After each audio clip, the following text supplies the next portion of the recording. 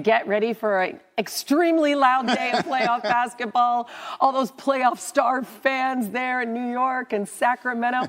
So it's up to the Heat and the Warriors to try to take the crowd out of those games. Yeah, game 1 in MSG, game 7 in Sacktown. We got all the playoff action covered as we send it to Los Angeles. Here's Mike Greenberg and the NBA Countdown crew. Hey there. I'm not quite Mike Greenberg, but I guess I'll try. I'll do my best. Malika Andrews in for Mike Greenberg, along with Stephen A. Smith, Michael Wilbon, Jalen Rose. They talked about the environment. Today is a good day in the NBA, Stephen A. But if you had to pick the biggest storyline, is it the orange and blue skies? Is it something else, my friend? Well, listen, obviously Game 7 is Game 7. We don't want to be sacrilegious and diminish the significance of Game 7. But we gonna do that this morning. We gonna do that this morning. It's orange and blue skies, baby. This is what it's all about. We've been waiting a long time for this. We understand that Sacramento, a top 3 seed in the Western Conference, has been relevant all year. Major props to them for the job that they have. The reigning, defending NBA champions on the brink of elimination in the first round.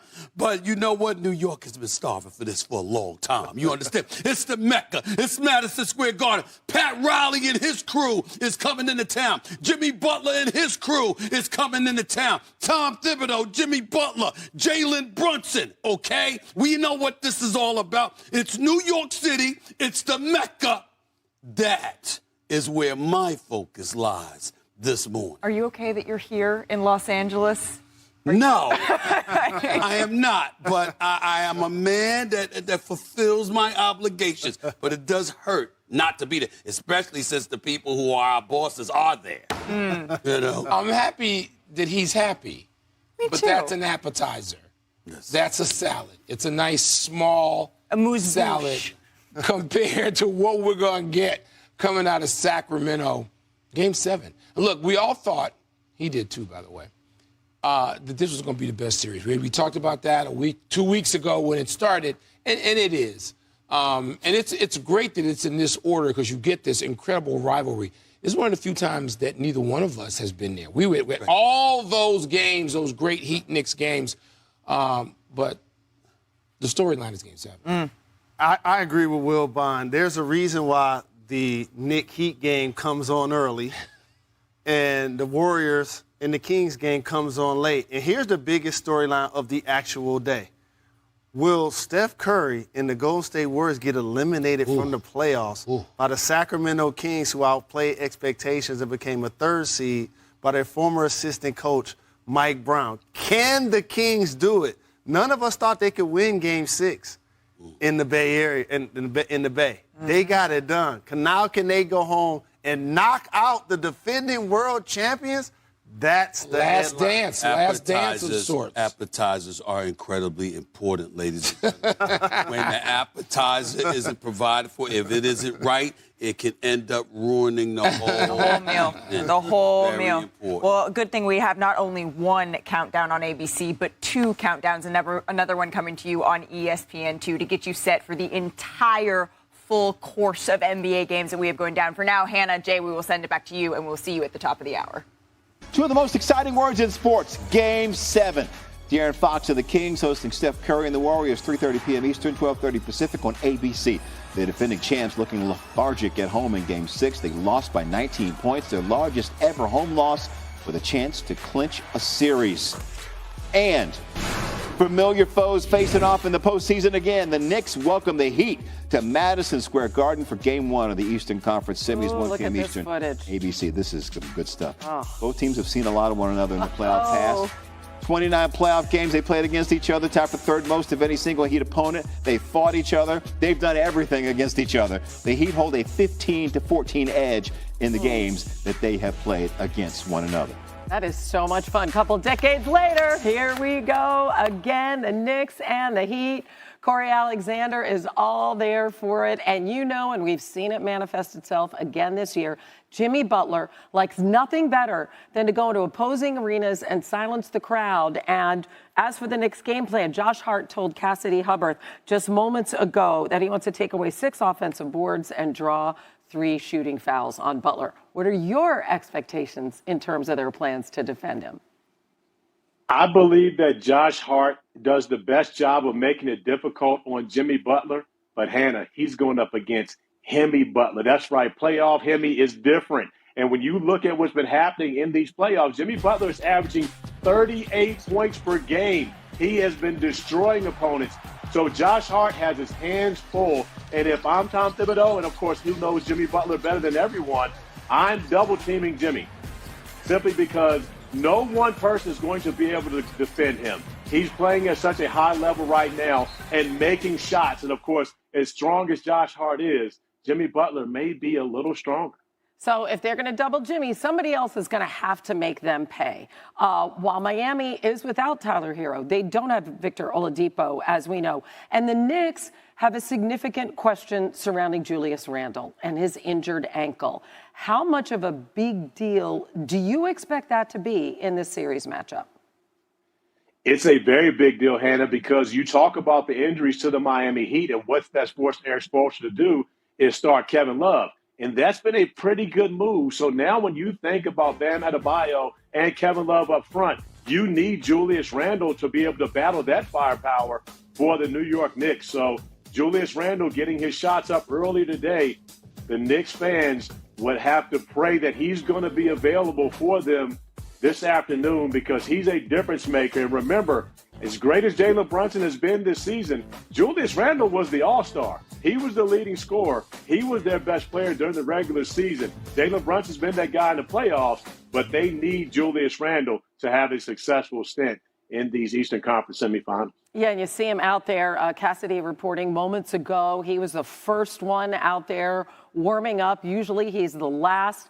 And to your point, he averaged over 25 points a game in the regular season, but only 14.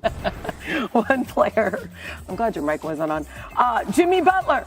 Jimmy Buckets averaging over 37 points per game in the first round against the Bucks, most in a single series in franchise history. Just imposes his will. 188 points in the opening round, most by any player age 30 or older in their first 5 games of a postseason. All time, and he doesn't care where he plays. Jimmy Butler doing it all. How about Jalen Brunson, too? First player in Knicks history to score at least 20 points in each of their first 5 playoff games with the franchise.